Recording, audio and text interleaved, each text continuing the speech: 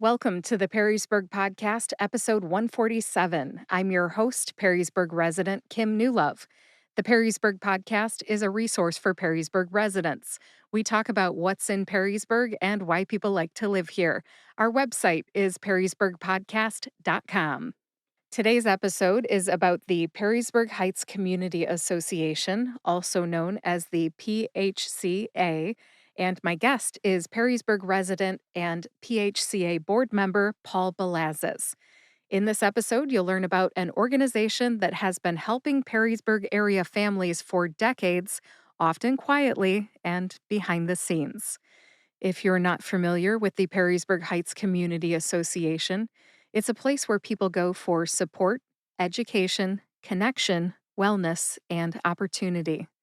The address for your GPS, in case you'd like to check it out, is 12282 Jefferson Street, Perrysburg, Ohio.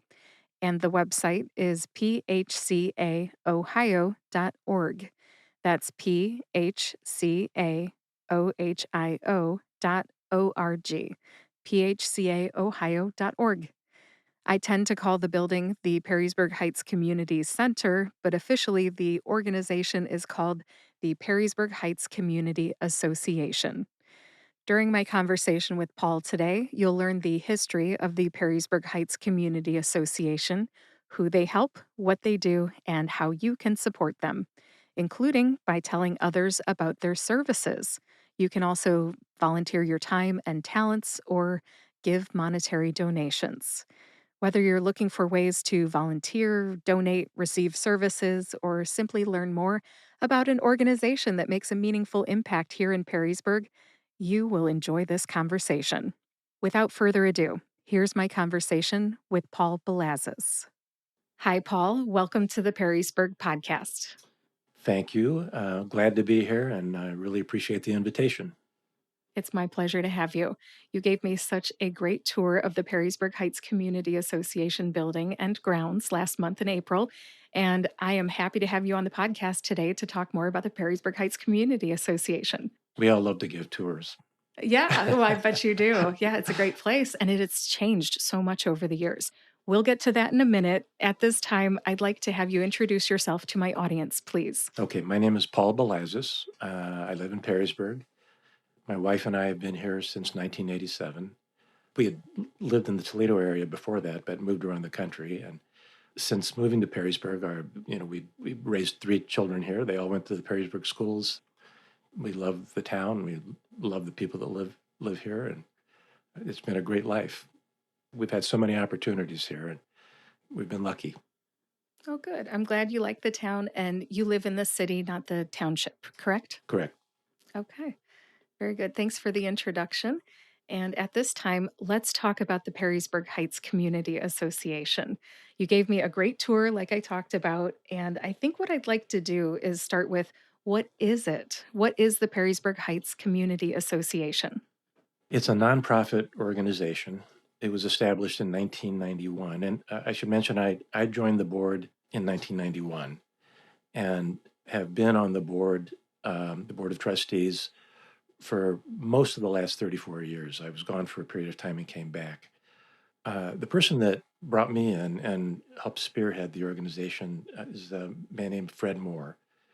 And he was approached by residents of Perrysburg Heights who were very concerned about the direction that the community was taking and the direction that the children were taking. There was a very, very significant school failure rate.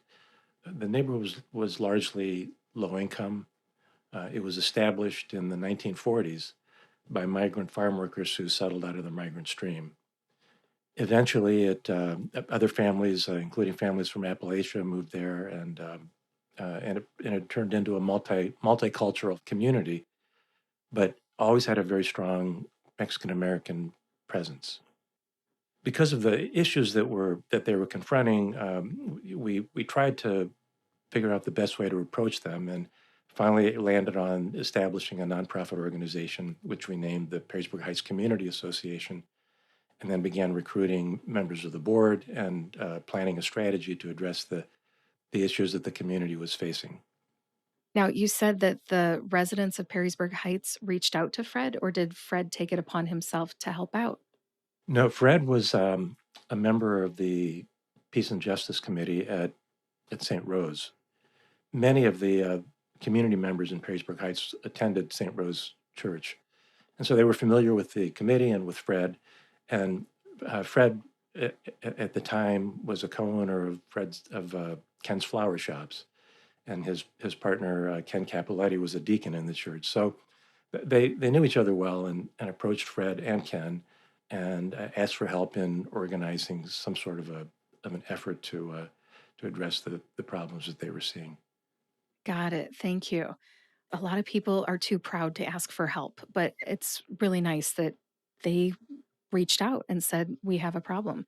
We need some help." So it sounds like it started with the children, and the children were not graduating high school or not doing well in school. Is that right? There were a number of issues. The neighborhood at the time was really, it was part of the Perrysburg community, but really isolated. There's a lot of development around it now, but in 1991, there was virtually none. It was farmland on two sides, Route 25, which was even then was a busy street on the other side, and then the expressway on the other side. And many of the residents who lived there had limited transportation because of the stigma. Not a lot of residents went down to that part of the community. So there were a lot of challenges. We finally decided, after getting as much input as we could from the community, that we would start focusing on education for the children. And what we learned is that the dropout rate, eventually we learned that the dropout rate was roughly 80%. And all of those children attended the Perrysburg schools. So an 80% dropout rate in the Perrysburg school system, of course, would have been unheard of. But that's what it was among kids who lived in the Perrysburg Heights neighborhood. So we began by, and the other problem is, because of their isolation, there was little opportunity for recreation. So we decided we were going to try to take advantage of the farmland that was around them, and we bought an acre of land. We went to the county commissioners. We applied for a grant. We received it, and we bought our first acre of land. And it was immediately adjacent to the Perrysburg Heights community on the north side. Once we had the land, we decided we were going to start working on after-school education. So at that point, we had a board, and one of our board members who worked for Mosier Construction arranged to have a construction trailer donated to us. And then we received some seed money from United Way, and we hired our first after-school program coordinator, and we started doing homework help immediately after school, Monday through Thursday, throughout the academic year. That was in 1992, and we've been doing essentially the same thing for the last, 33 years after that. I've got to know how the story ends. If you started with an 80% dropout rate, what's the outcome today? Let me add just a couple of points in between. Okay. We continued to work in the construction trailer for a while because of the work that was being done by the community, and the Perrysburg Heights residents were very actively involved in everything that we were doing. It's a very strong, proud community. It's just filled with so many wonderful people. It's such a rich culture, and the fact that it's so diverse makes it not only among the Latinos who live there, but others from around the country that eventually migrated there. It's just a really wonderful place and a unique place for the Perrysburg area. So we really had a lot of support from the surrounding community, and we're able to eventually raise money to erect the first leg of a community center. So we were in a building, and we continued doing the after-school programming. And within the first decade, we learned that the dropout rate had fallen from 80% to 20%. And eventually, the dropout rate fell to zero. And that milestone was reached in 2017. Congrats. As far as we know, and the district generally doesn't separate out the statistics related to the Perrysburg Heights neighborhood. We happen to know that because the assistant superintendent at the time was on our board. But I know from talking to members of the community who've been there their entire lives that not only has the dropout rate remained at zero or near zero over the years, but the kids have increasingly been involved in leadership positions in the district and in athletics. Many have gone on to college. I mean, there's just been so many success stories since this initiative was begun. And really, the vision came from the residents of Perrysburg Heights. Some of us outside of the community helped, but we all worked together and we joined in what we thought we could do and worked really hard. And thankfully, we've been a success story and continue to be. Congratulations on your success. When I asked you what Perrysburg Heights Community Association is, it sounds like it's a place for people to improve their lives, and especially the children through education. But I know you started with a trailer. The focus was on tutoring children after school. What has it become? It's grown significantly, particularly in the last 10 years. The county commissioners, by the way, back in the 90s particularly, were extremely supportive of us. I told you we went and got a grant for an acre of land. I think they gave us 40 some thousand dollars that first year for the acre. Fortunately, that entire area, all the way to the expressway from Route 25, was owned by one person, and none of it had been developed, so it was all available. So the next year we got another grant of, I don't, maybe $40,000. So we bought another acre. And the year after that, we went back and they gave us another $40,000. And the city of Perrysburg, by the way, also helped us at one point with financial support. But we ended up with 5 acres of land. And then in 2005, we decided to have a capital campaign. And at that point, we had three classrooms that we used for the after-school programming. And we had a capital campaign to add a fourth and a full-size gymnasium. And then in 2018, we decided to add again because we saw a need, and we added 2 more classrooms and another half-court gymnasium and a fitness area. So we now have 6 classrooms, a full-court gym, and a half-court gym and a fitness area. But that's just the physical structure. The substance of what we do now has greatly expanded in a number of ways. First of all, our focus starting in the 1990s was on the Perrysburg Heights community. From the very beginning, we collaborated pretty closely with the Perrysburg School District, and they were always very, very supportive and helpful. Eventually, we began to expand because there was plenty of need outside of the Perrysburg Heights community. There were so many kids that not only come from backgrounds that economically or for other reasons are challenging, but who, regardless of income level or family status, they have struggles and have various forms of vulnerability and are at risk academically and sometimes socially.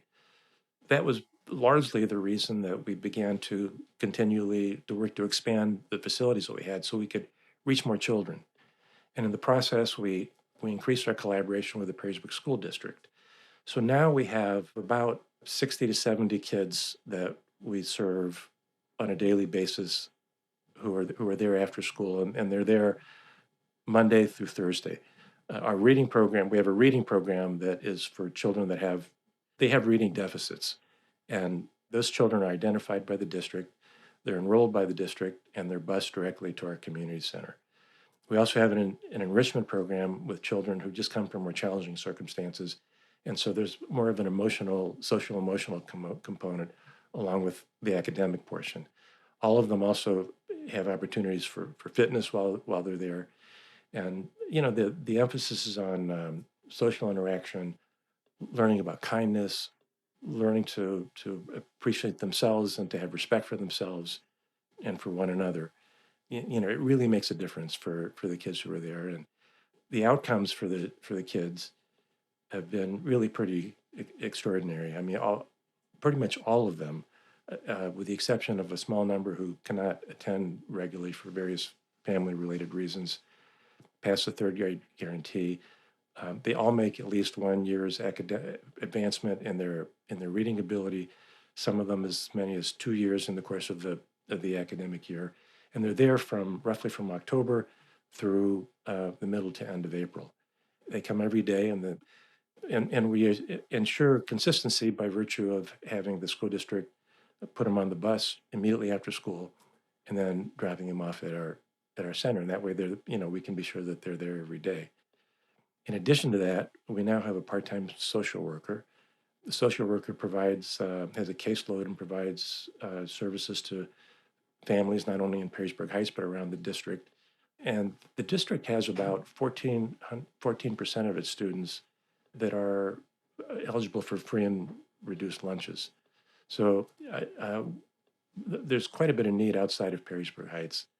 Our social worker not only tries to connect those families with essential services, but also works with the school district's social work team to identify students and to make sure that they're making progress. In addition, we've begun providing services to adults now, and we have services for seniors. We have fitness programs. We have health and wellness initiatives. During the pandemic, we began a food distribution initiative, and it resulted from the closure of the schools when the governor gave the order that all schools throughout the state had to close. There was concern particularly about children who were on free and reduced lunches, but also so many families that were being thrown out of work at the time.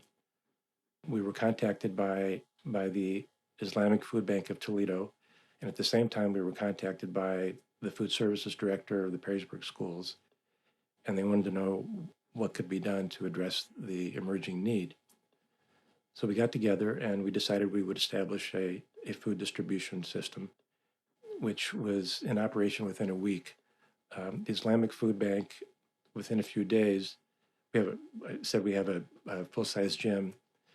Within a week, they began rolling into our gym with 84 large pallets of food. And our gym became a distribution point for really the entire region. We were sending food to Toledo Public Schools, to Washington Local, to Zeph Center, to Bethany's house, the mom's house.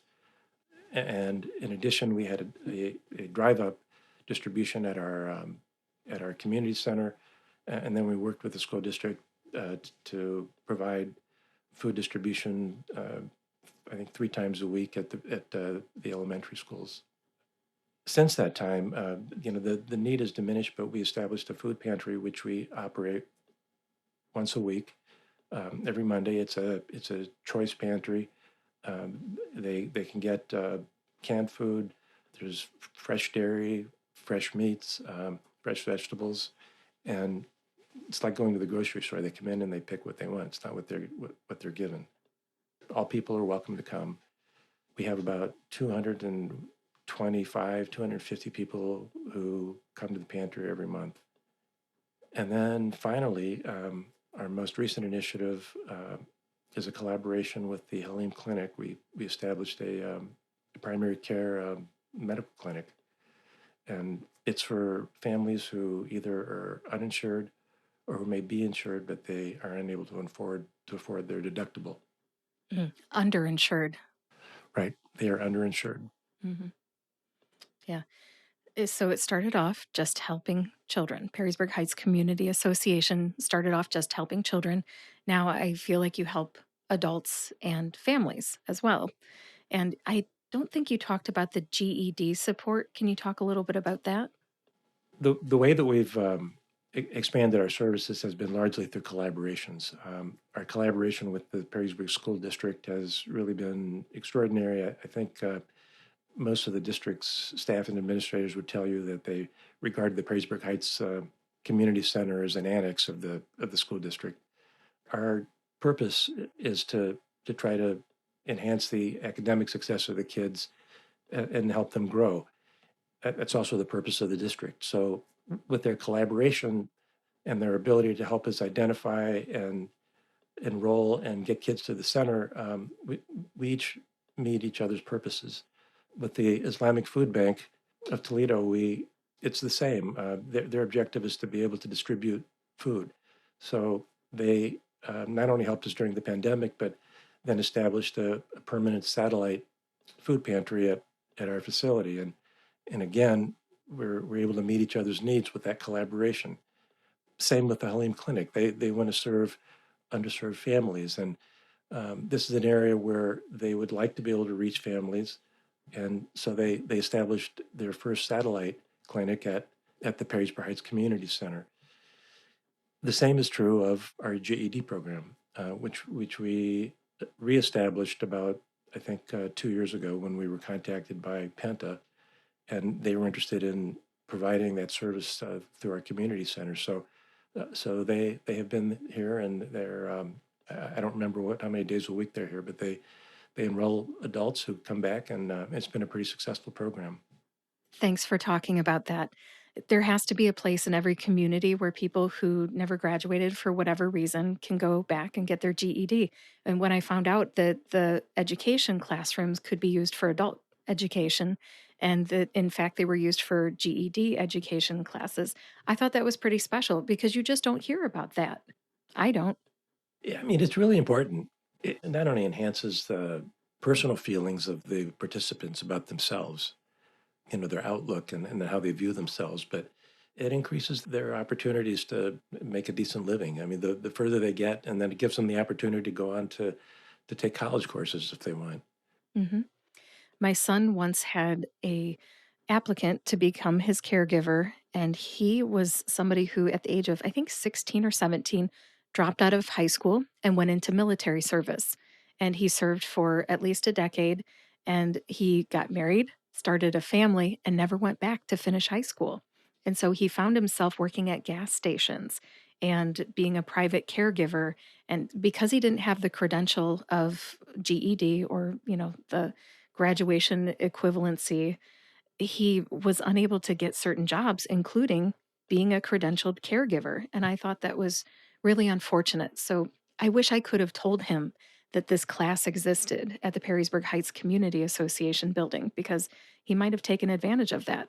At the age of almost 30, he had a wife, kids, and he could only get jobs that were, in my opinion, a little bit less challenging than I think he was had the capability to take on. He was a lot smarter than I think anybody gave him credit for, to be honest. So I don't know how his life turned out. But, anyways, I wish I had known about something like that years ago, but I don't think it existed years ago. It was only 2 years ago, according to you. So much of our success is dependent on opportunities.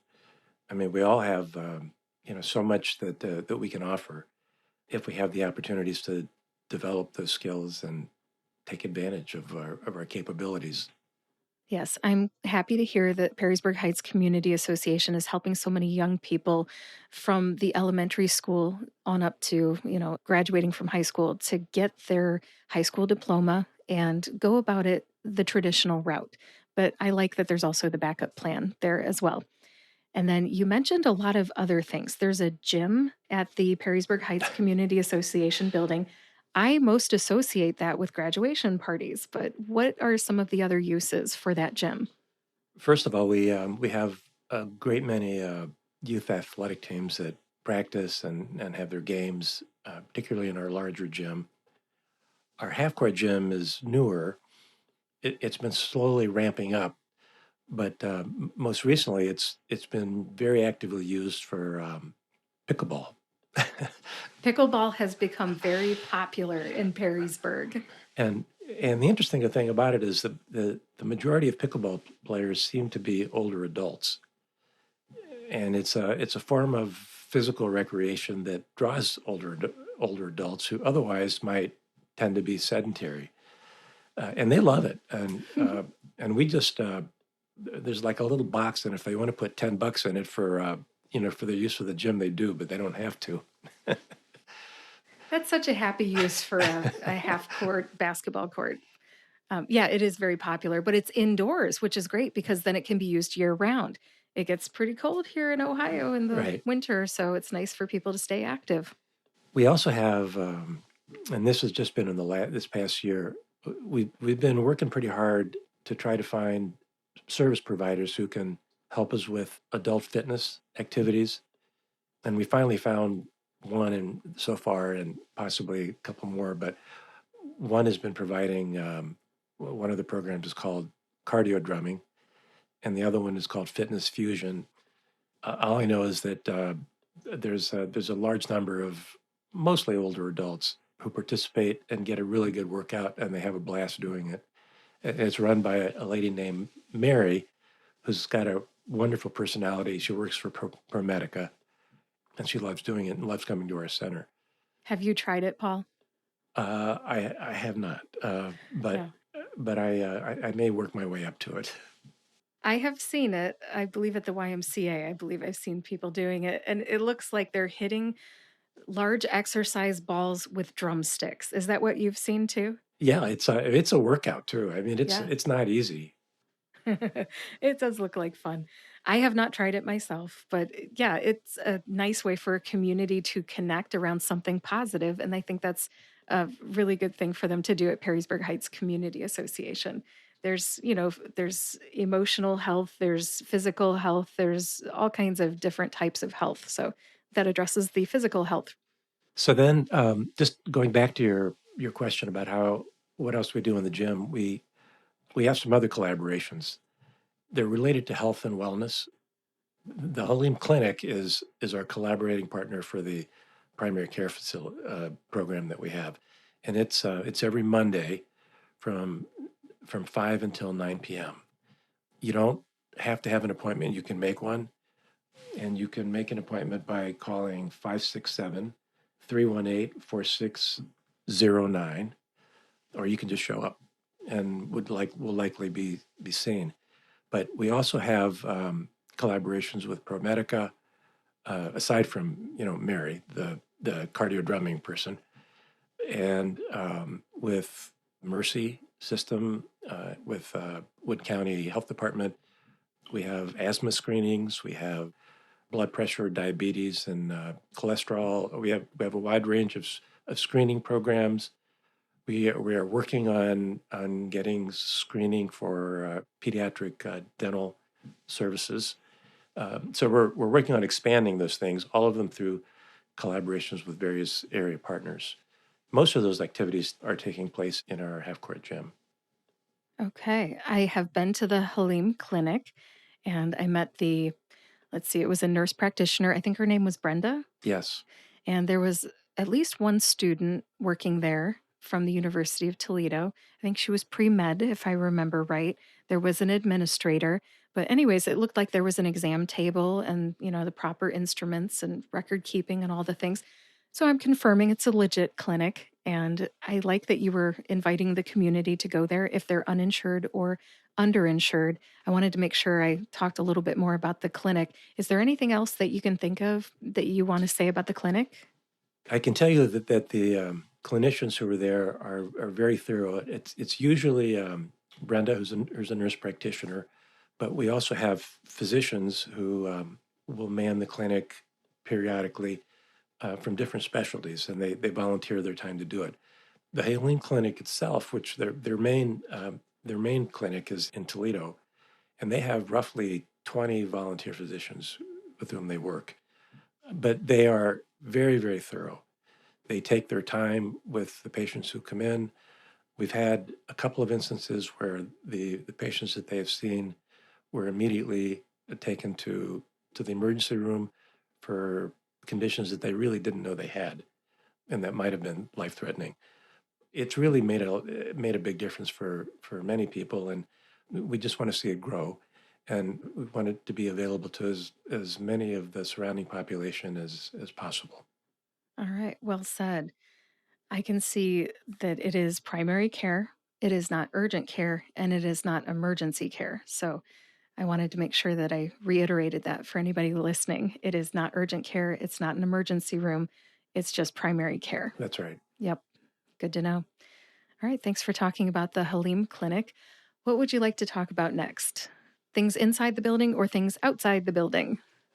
We could maybe talk about how your listeners can help or get involved with us. Absolutely. Yes. I am big on volunteering. I've done many podcast episodes for the Perrysburg podcast about volunteering. What volunteer opportunities or donation opportunities do you have for my audience? Before we get to volunteering, there's one program that I failed to mention that I'll get in trouble if I don't mention, and that is our summer program. Oh, yeah. Yep. All right. Let's hear about the summer program. As we record this in May, I bet that's starting next month in June, right? That's right, yeah. It's a summer camp. It goes for 7 weeks, starting in, I think, the second week of June. Last year we had 40 children. And then we have camp counselors. They do so many different things. We've been doing it now for, I think, 5 or 6 years consistently, maybe longer than that. They have reading incentives. They do, just fun recreational stuff. They do art. They write poetry. There's lots of music. This summer, I think, again, we're going to have somebody from the Perrysburg schools who provides individualized music lessons. The first time we did it, they gave violin, cello, and guitar lessons. And then at the end of the camp, the students gave recitals. We're hoping to be able to do that again this summer. There's a performance at the end of the summer when the community is invited, all the parents come, and they showcase what they've done. The accolades that we get from parents are really gratifying. The kids just love it. They love coming to our community center. Our staff just they're lively, they're fun, they're compassionate, they're just great with kids, and so it all works out. But now let's turn to how your listeners can help. The first thing is that if there's anyone listening who feels as though they could benefit from our services, you can help us by coming and taking advantage of them because we're here to provide those services. And we hope that as many people as possible will find out about what we do, what we can offer, and consider whether it might help them in one way or the other.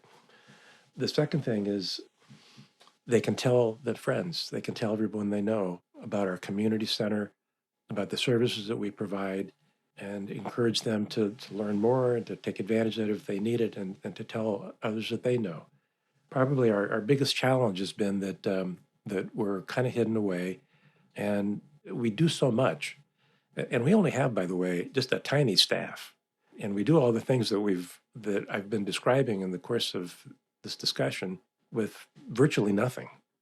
But the people that we do have that oversee our reading program and our enrichment program and our summer camp and our social work services and our clinic, most of them are part-time and they really do extraordinary work.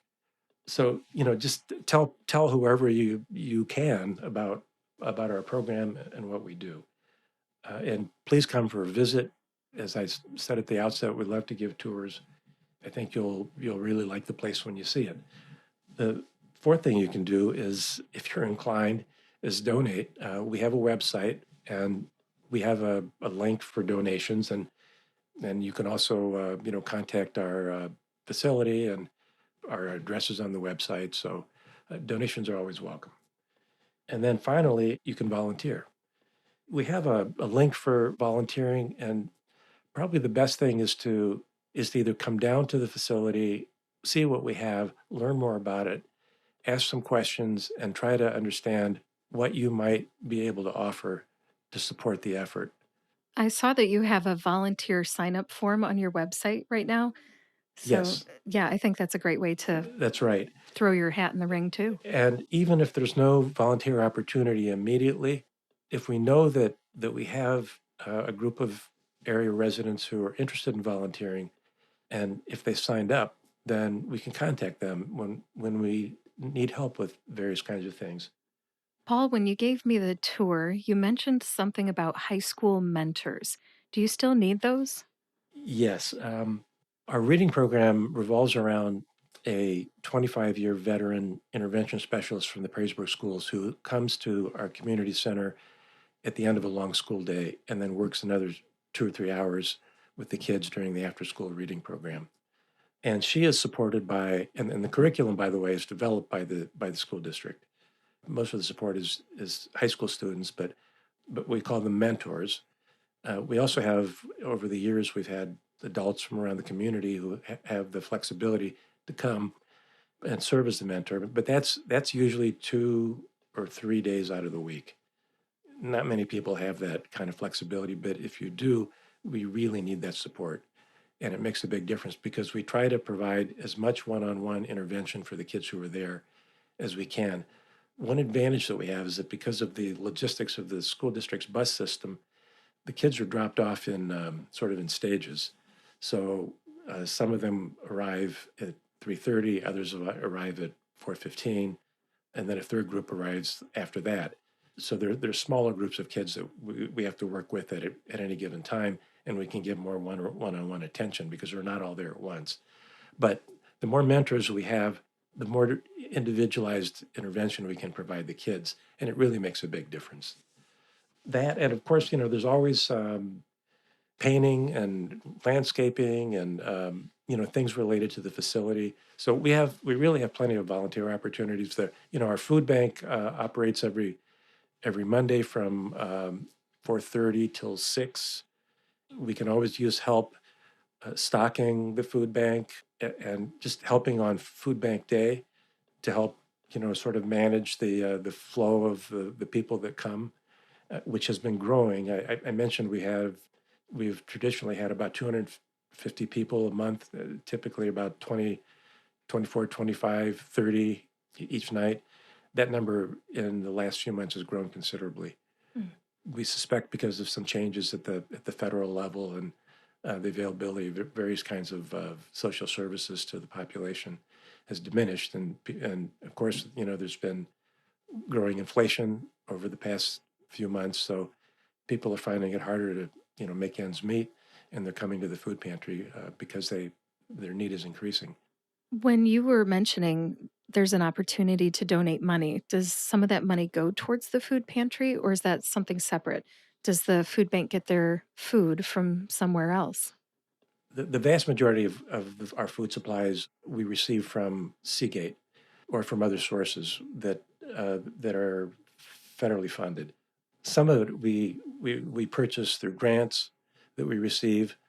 Walmart recently has been a very big contributor. They've been providing us with dairy and fresh meat, fruits and vegetables, but it's a pretty big job stocking all of that stuff because it has to come in, and really it's a huge volume. And we also have personal hygiene items, and this happens every Monday with a very small staff, so we have to be constantly working on it to make sure everything's organized and available and looks attractive to people when they come in.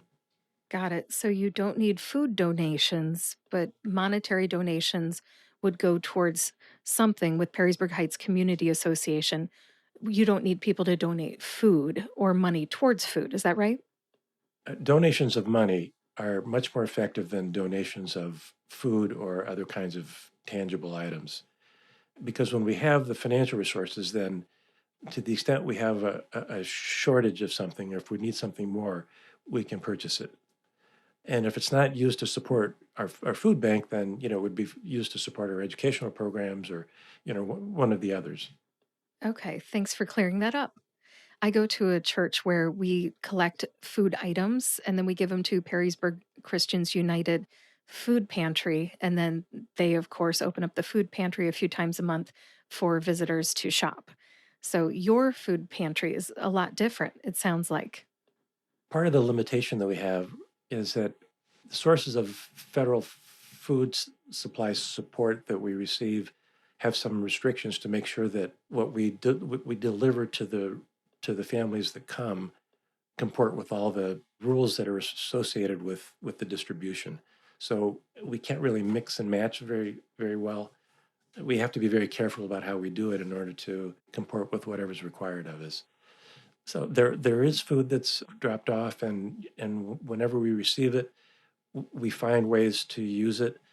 But again, it's usually better to donate funds rather than food supplies.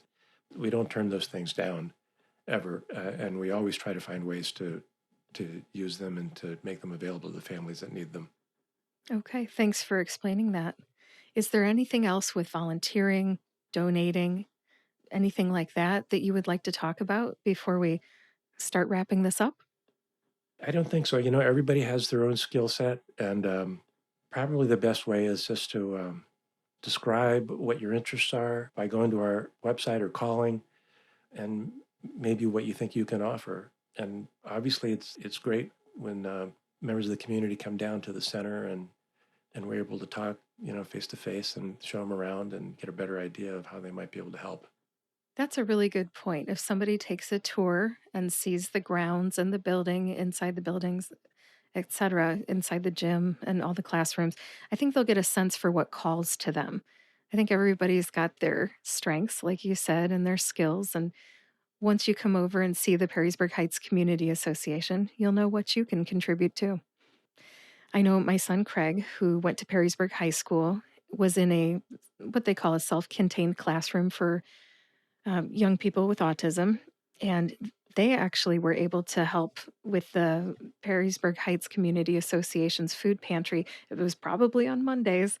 And, even if you feel like you have nothing to offer, you still have something to offer. You can help organize food. There's all kinds of things you can do. Look at what my son did.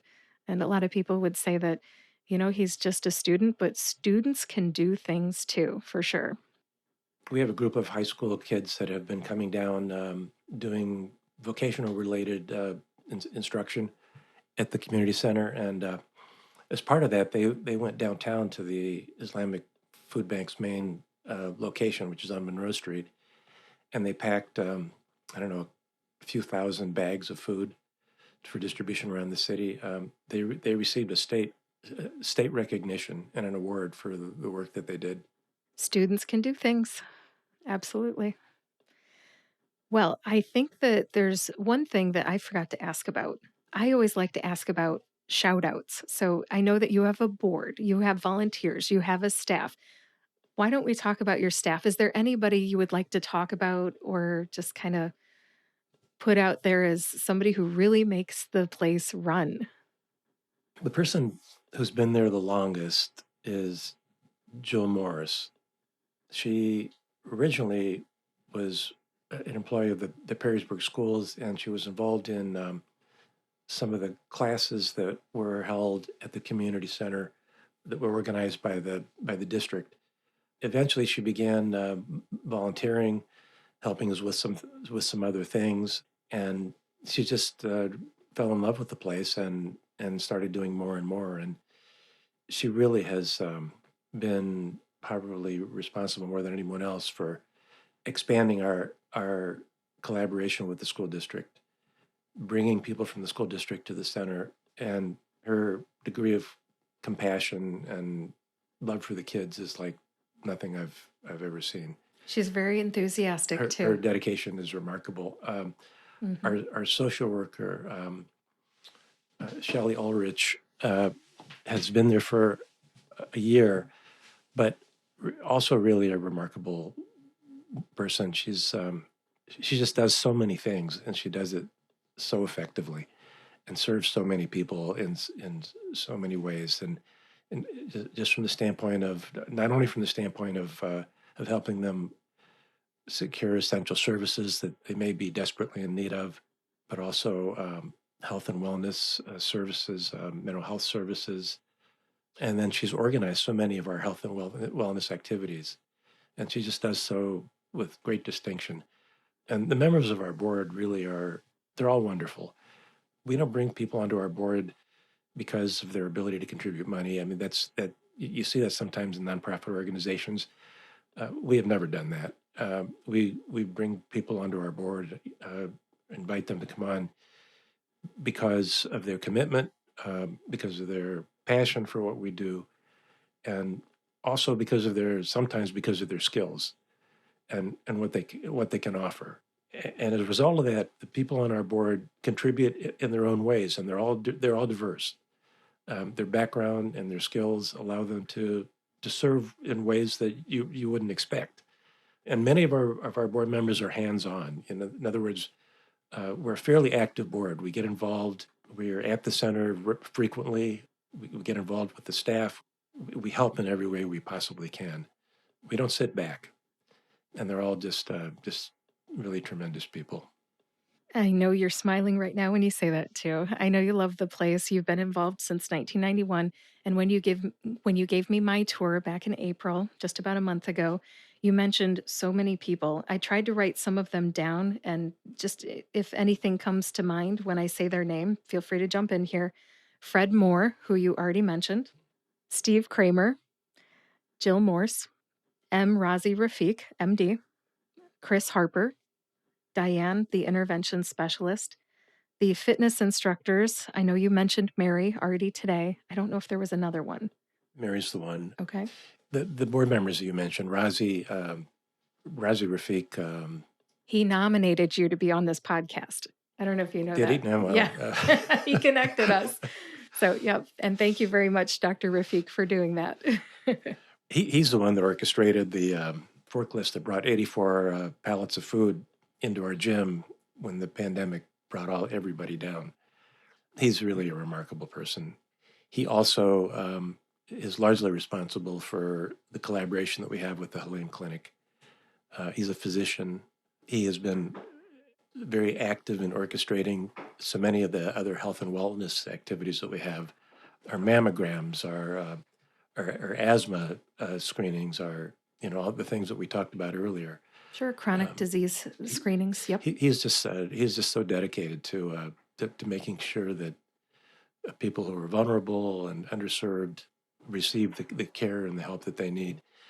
And Steve Kramer he's a retired engineering professor emeritus and distinguished professor from UT. He's been on our board since I think 2010.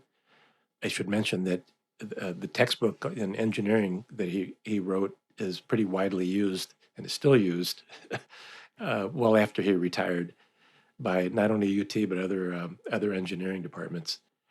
I think he was one of my husband's professors at UT. Yeah, my husband's a mechanical engineer. Small world. He's amazing. He's he's in his 80s and he still gets up on a ladder and oh boy, tries to put hold that ladder, Paul. You got to help a friend out. But I get I get the idea. There's a lot of people on the board and on the staff who have skills, strengths, and access to resources. So it takes a village of people to make the PHCA run, Perrysburg Heights Community Association. I also wanted to say that I noticed on your website that there's a lot of collaboration partners listed, and I'll just go through a number of them. And you've also mentioned quite a few today, too. So if anything jumps out, feel free to jump in here and say something.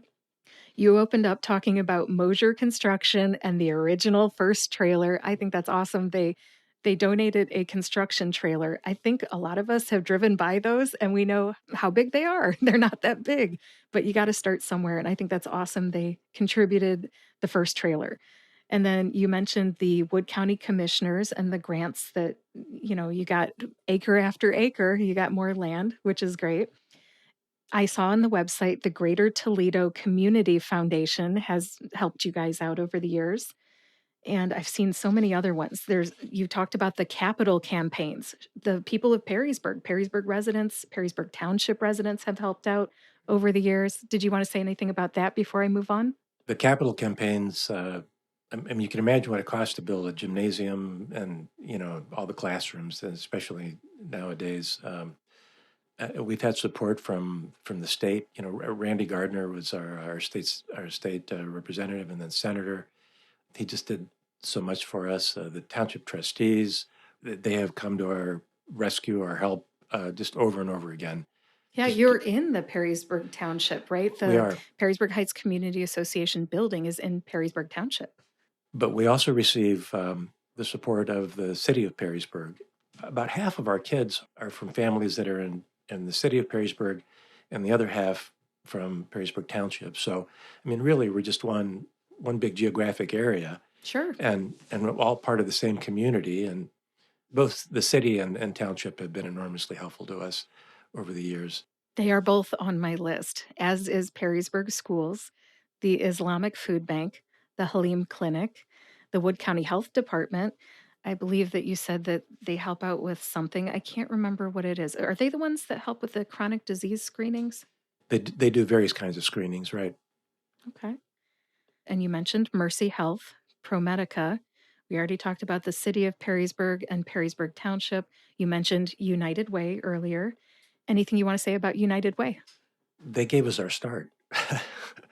We might not be here if it hadn't been for them. They gave us the seed money and had faith in us. And in fact, the seed money is supposed to be for 1 year. That's it. And after that, you're supposed to go away and find a way to sustain it. But I think they continued to fund us for 3 years in a row, and then eventually, we got on our feet. But they made a big difference. And the Toledo Community Foundation, they are an extraordinary community resource. That's all I can tell you. Their staff are first-rate professionals. They are extremely knowledgeable. They almost know what you need and what you're going to say before you even say it. They've just been amazing, and they've helped us in so many ways with advice. They've helped us with financial support for various kinds of programming, sometimes without our even asking them over the years. But they give us direction and they give us advice, and we can lean on them pretty much whenever we need them, and they never turn us down for any kind of support that we've asked them for. I think they're good at anticipating your needs. I think they see what you're doing and where you're going. And it sounds to me like they're not exactly mind readers, but they are anticipating where your future is going. You're just going to continue to help more and more people. You went from helping children to helping adults, and now you're focusing on health opportunities. And there's just so much. You keep growing. And the last one that was on my list of collaboration partners was OI. And I don't think I heard you mention them yet, but would you like to say anything about OI?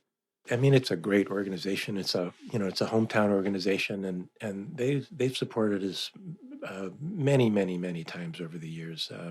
They typically had community outreach coordinators, and they had two or three of them in the years that I've been on the Perrysburg Heights board. All of them were wonderful people. They helped us with. They would provide volunteers. Much of the inside of our building was painted by OI volunteers. Awesome. One time, one year they came down. We have a very large storage room. When you're in there, it seems cavernous, and also totally disorganized. These things happen. And you can organize it, but there's just so much activity that it doesn't last very long. So they came down and they helped us take everything out, organize. They built shelves for us, put them back in, and put everything back. So they've been there so often when we've needed them. It sounds like you let them know when you need help too, right? Right. Yeah, it can be hard to ask for help. I know I'm one of those people too, but it sounds like they've been there for you. And that's why they made the list. Well, I'm trying to think of anything else. Oh, I haven't asked you what's next for the Perrysburg Heights Community Association. Is there anything you're working on now other than summer programming? We're trying to refine the adult programming as much as we can because it's a relatively new initiative, and then we're working to expand awareness of our clinic because the service is so important to so many people. I mean, there's just so much when you think about how many people have high blood pressure and undiagnosed diabetics, and There's a lot of people that don't go for their routine health exams, their annual well check, as that's I call it. that's right. And they could use a clinic that they can trust. There's really a need. It's just a matter of a much larger need than what we're seeing so far. It's just a matter of getting the word out. So those are the kinds of things we're doing. We're just trying to fine tune the things that we're already working on. But eventually we'll think of something to add because no matter how much you do, as a friend of mine once said, it's never really enough. There's always something more you can and should be doing. Over the next few years, I'm sure it will come to your awareness. Like you will notice what's next. I know you started in 1991, 35 years ago. Can you believe it? And you've added on a couple of times and you've expanded from children's services to adult services. And I think it's okay to coast until that next thing really just kind of hits you in the face and says, Paul, you need to do this.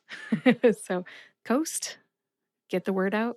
I hope plenty of people continue to use the Perrysburg Heights Community Association and they tell their friends. I hope lots and lots of people listen to this podcast episode because you've talked about things that I haven't even heard about. I think I got half the story last month and I got the other half today.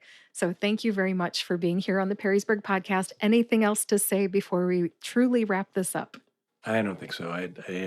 But it was a great pleasure to be here. So grateful for the invitation, and thank you so much. It's been my pleasure. Have a great summer. You too. Thanks. That's it for my interview with Paul Belazis. Thanks again to Paul for being on the show. Before I wrap this episode up, what I'd like to do is recap some of the highlights from our conversation. You heard from Paul how the Perrysburg Heights Community Association began in 1991 after Perrysburg Heights residents asked for help supporting children and families in the neighborhood. Over the years, the organization has grown. It's grown from an after school tutoring program in a single construction trailer into a community center that now sits on 5 acres of land and offers educational programs, a summer camp coming up here. Register if you're interested. They offer a food pantry, fitness opportunities, health screenings, adult education programs, volunteer opportunities, and a free primary care clinic for uninsured or underinsured patients. You also heard how collaboration has been a major part of their story. It's played a major role in the Perrysburg Heights Community Association's success.